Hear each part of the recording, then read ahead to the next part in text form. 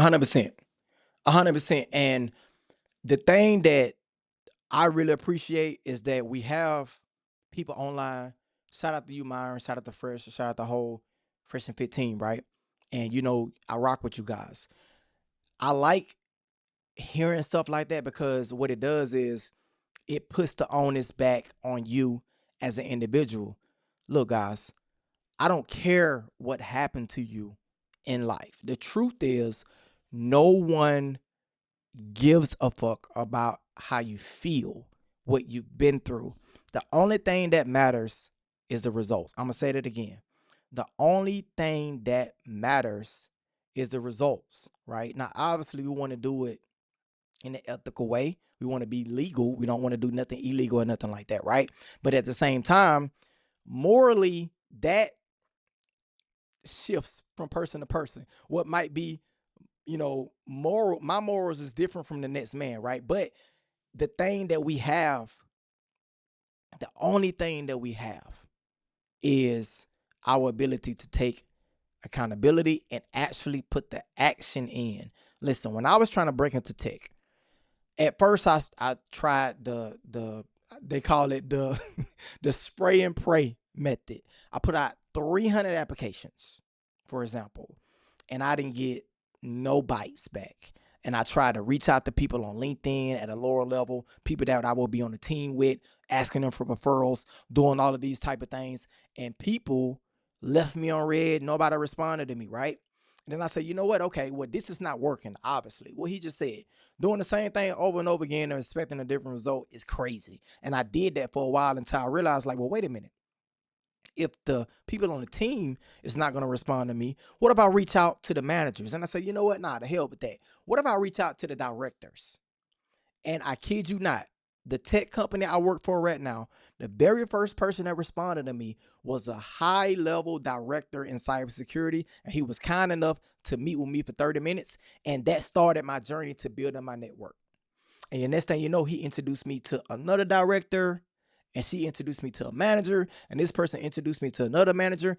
And now I'm in the chain of command of all of the people that I first initially met by bypassing the spray and pray method. And I started being very direct and I started putting actions every fucking day. I would come in and I would say, you know what? I'm reaching out to 15 people. I'm writing 15 emails. And like you said, starting small is fine. But what I did was I just did that for a consistent amount of time for like 3 or 4 months straight every day. I was emailing, cold emailing, setting up meetings, practicing my interview skills, having informal interviews and stuff. And that's how I was able to break into tech. And now, come full circle moment, almost a year and a half later, people are reaching out to me to get advice on how to break in. And I'm not doing what people did to me back then. I am a lot more responsive. And as long as I'm not busy, I'll take time out to meet with them because I know how I felt. But make no doubts, no frifs about it. Like, listen, don't get it twisted. It's gonna take action. Nothing is gonna come to you by you just wanting this shit or by you just wishing it. Let me tell you something. They look, he cooking because when I used to work at this shipyard, and this back when I was a welder. I used to work at a shipyard, and the truth is, I started off as a student, so I wasn't getting paid at first, and I never forget this, right?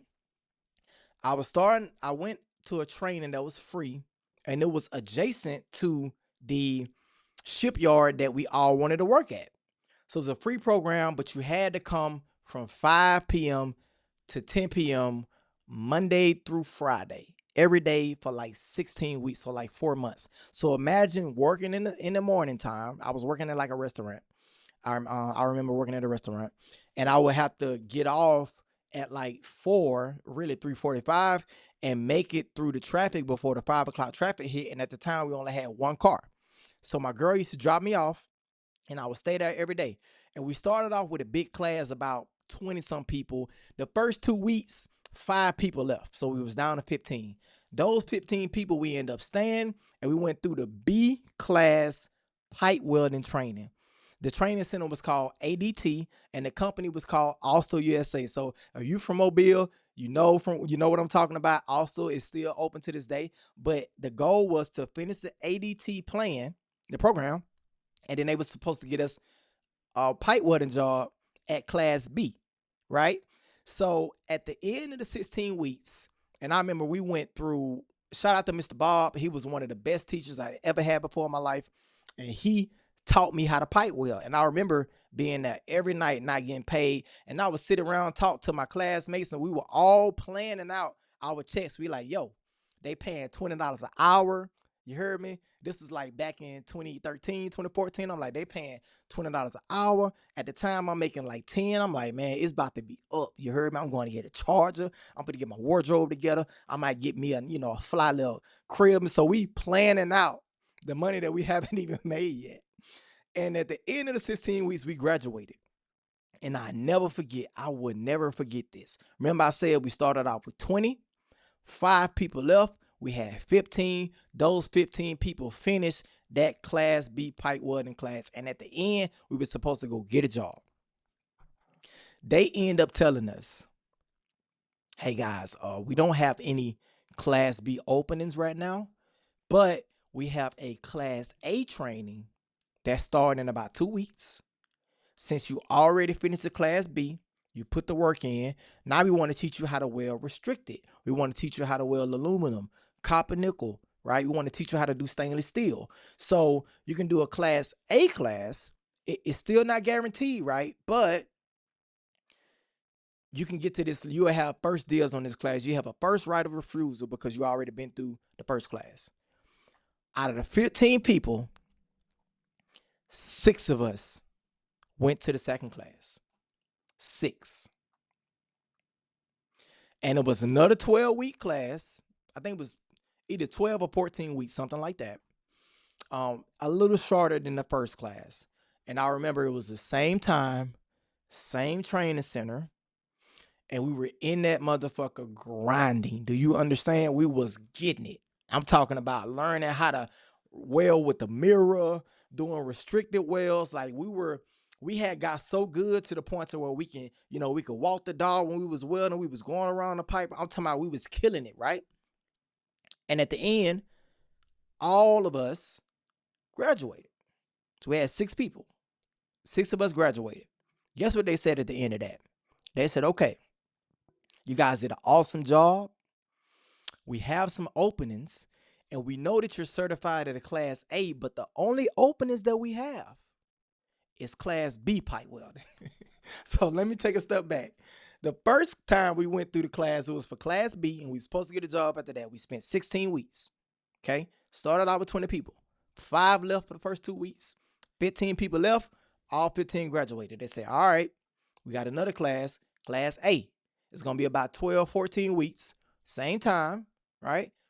First right of refusal. If you want to come in, you can come in that class. Because one of the requirements was you had to have the other certification first. Only 6 of us, right, came out of the 15 and took that Class A class. I'm going to tell you one of the craziest things ever that happened. Guess what ended up happening? The Class B opportunities was available, just like they said. We put in the applications. Guess how many of us put the application in out of the 6? 3 people. 3 people. All 3 of us got hired, and they started us off at $20.85 an hour, and none of us looked back after that. So what am I saying? What am I saying? The theme of this topic is, I promise you, nobody cares as much as you should care about your own success. This is the whole theme of taking control of your success path. We started off with 20 people. 5 quit in the first 2 weeks. 16 people finished out of that class. Okay. And then after that, only 6 of us went to the Class A class. And then out of that, only 3 of us applied. And the 3 that applied got the job. But here's the kicker. Guess how many applications I had to put in before I got hired? 7. Yep. I put in 7 applications, which means I went through the interview process 2 times. I put in 7 applications. I got 5 rejections before they told me yes one time, and it only takes one yes. And I got the job, and that shit changed my life. So what is the takeaway? What am I saying? Action, faith, taking a leap, believing in yourself, putting in the work. All of these things that people think is cliche, they think it don't really matter and shit, man, that has been a calling card of my life. Every time I've leveled up, it has been because I put in the work with what I can control. Straight up. And that's what I want you to do. That's what this channel is about. It's not about, what we're not going to do is we're not going to blame nobody else. We ain't pointing no fingers. We ain't talking about what this person didn't do, or they ain't put me on, or we ain't talking about none of that. Not on this channel. If you really want to be a rainmaker, and rainmaking obviously is code word for success, which is code word for money. You can be a rainmaker relationship. You can be a rainmaking father, a rainmaking mother, all of those things. But I'm telling you for a fact, man. I'm telling you. You can complain and stay the same, or you can grind and shine. And it's all up to you. And that's why I put this little heart right here. You know, I put this little heart down here, and it's all cute and all those things and stuff. Oh man, look, I should have put a broken heart on that motherfucker. That's what I should have did. Because, but don't nobody care as much as you do. Not about you. Not about your success. Not about what you need to do. Nah, man. I'm telling you for a fact. Straight up.